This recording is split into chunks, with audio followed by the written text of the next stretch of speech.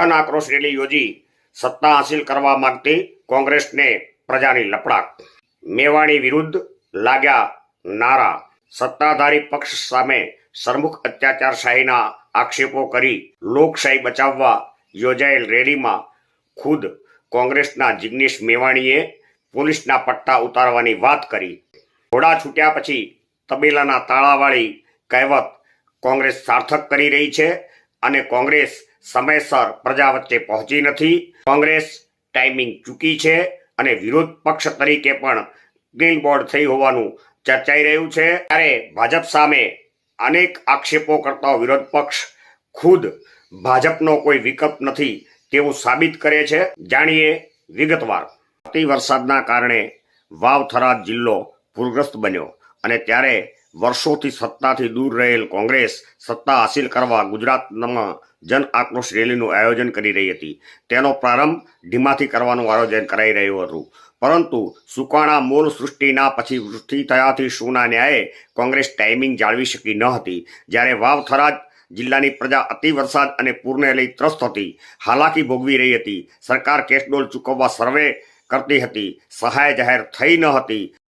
ત્યારે કોંગ્રેસે પ્રજા વચ્ચે જવાની જરૂર હતી, પરંતુ કોંગ્રેસ પ્રજા વચ્ચે જઈ ન શકી અને મોડે ધીમાથી કોંગ્રેસ દ્વારા જન આક્રોશ રેલી યોજાઈ। આ રેલી પ્રજાના પ્રશ્નો નિરાકરણ લાવવા માટે યોજવાનો કોંગ્રેસનો દાવો હતો। ત્યારે પ્રજાના પ્રશ્નો નિરાકરણ લાવવાના બદલે આ રેલી રાજકીય આક્ષેપો સાથે વિવાદ સર્જ્યા છે।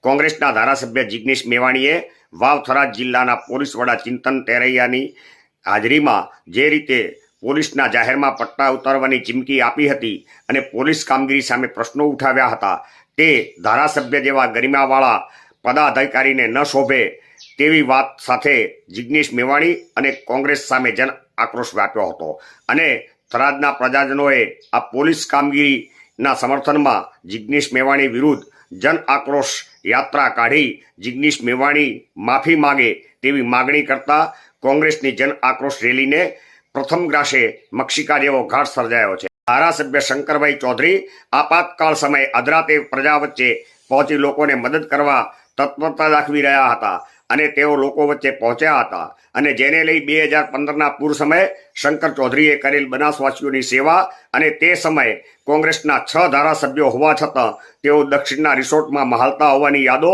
લોકોમાં તાજી થઈ હતી। શંકર ચૌધરી લોકોને સહાયની બોયધરી આપી લોકોનો રોષ ખાળી રહ્યા હતા। તેવા સમયે કોંગ્રેસે લોકોના પ્રશ્ન ઉઠાવવાની જરૂર હતી, તેવા સમયે કોંગ્રેસે લોકોને મદદ કરવાની જરૂર હતી। ત્યારે એ સમયે ભાજપના ધારાસભ્ય કુમાર કાનાણીએ ખેડૂતોના દેવા માફ કરવાની માગણી કરી હતી અને ત્યારબાદ ગુજરાત સરકારે મસ્ત મોટી સહાય જાહેર કરી હતી અને સહાય ચૂકવવાની પ્રક્રિયા હાથ ધરી હતી। ત્યારે ઘોડા છૂટ્યા બાદ તબેલાને તાળાવાળી કહેવત મુજબ કોંગ્રેસે મોડે જન આક્રોશ રેલી યોજી થરાદ શિવનગરમાં દારૂ ડ્રગ્સ વેચાય છે જે સંદર્ભે નાગરિકોએ રજૂઆત કરતા જિગ્નેશ મેવાણીએ પોલીસના પટ્ટા ઉતરવાની વાત કરી હતી, જેને લઈ સત્તાધારીઓના સરમુખ અત્યાચારી વલણ સામે કોંગ્રેસ લોકશાહી બચાવવાની વાત કરી રહી છે તેવું સાબિત કરવાનું હતું। તેના બદલે જિગ્નેશ મેવાણી ખુદ સરમુખ અત્યાચારશાહી ભાષાનો ઉપયોગ કરી સરમુખ અત્યાચારી ચલાવી રહ્યા હોવાના આક્ષેપો થરાદના નગરજનોએ કર્યા હતા અને પોલીસ પરિવાર સાથે વેપારીઓ, ખેડૂતો, નાગરિકોએ વિશાળ રેલી યોજી થરાદ કલેક્ટરે પહોંચી અને મેવાણી વિરુદ્ધ નારા લગાવ્યા હતા અને મેવાણી માફી માગે તેવી માંગ કરી હતી। ત્યારે ટાઈમિંગ ચૂકતી કોંગ્રેસ પોતાના સ્ટાર પ્રચારક જિગ્નેશ મેવાણીના ગઢમાં પણ ટાઈમિંગ ચૂકી હતી અને જિગ્નેશ મેવાણીના મત વિસ્તાર વડગામ વિધાનસભા ક્ષેત્રમાં પણ જન આક્રોશ રેલી મોડી પહોંચી હોવાના સમાચારો સોંપડ્યા છે અને ત્યાં પણ સભા સ્થળે ખુરશીઓ ખાલી રહી હોવાનું ચર્ચાસ્પદ બન્યું હતું। ત્યારે લોકશાહીની તંદુરસ્તી માટે વિરોધ પક્ષનું હોવું અનિવાર્ય છે। લોકો દાયકાઓથી રહેલા એક પક્ષીય સત્તા બદલાય તેવું ઈચ્છતા હોય છે, પરંતુ કોંગ્રેસ ટાઈમિંગ ચૂકે છે। વિરોધ પક્ષ તરીકે ક્લીન બોર્ડ થાય છે અને વિરોધ પક્ષ તરીકે પણ કોંગ્રેસ સદંતર નિષ્ફળ રહે છે। ત્યારે ભલે અન્યાય, ભ્રષ્ટાચાર, પેપર લીક અને નક્કરખોરી અને મોંઘવારી વધી હોવાની વાતો વિરોધ પક્ષ કરે, પણ પ્રજા પાસે ભાજપ સિવાય અન્ય કોઈ વિકલ્પ નથી તેવું ખુદ કોંગ્રેસ સાબિત કરે છે। આ જ કારણે 2022માં આમ આદમી પાર્ટીને માત્ર 5 સીટો જીતી પણ 13% વોટ મેળવ્યા હતા, કારણ કે ઘણા લોકોએ તેને વિકલ્પ તરીકે મત આપ્યા હતો. ત્યારે કોંગ્રેસ વિરોધ પક્ષ તરીકે પણ સદંતર નિષ્ફળ રહ્યો હોવાનું ચર્ચાસ્પદ બનેલ છે.